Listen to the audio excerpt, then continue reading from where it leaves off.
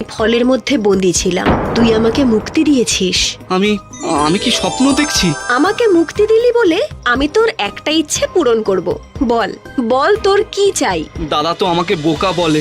বর চাওয়ার ব্যাপারে কোনো বোকামি করলে দাদা খুব বকবে। এত ভাবার কি আছে? আমি তো খুব বোকা। তুমি একটু অপেক্ষা করো, আমি আমার দাদাকে ডেকে নিয়ে আসি, সেই তোমার কাছে বর চেয়ে নেবে। বেশ, তাই হবে।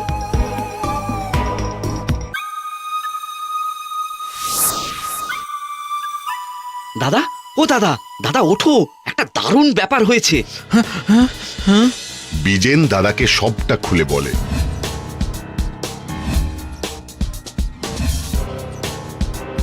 সব শুনে লোভে রাজেনের জিভ লক লক করে ওঠে। আচ্ছা আচ্ছা, শোন বিজেন, বলছি কি, দুজনের একসঙ্গে বাড়ি ছেড়ে যাওয়াটা ঠিক হবে না, বুঝলি? তুই বরং বাড়িতে ক্যাশ বাক্সটা পাহারা দে, আর আমি পরীর কাছ থেকে গিয়ে বরটা চেয়ে আনছি।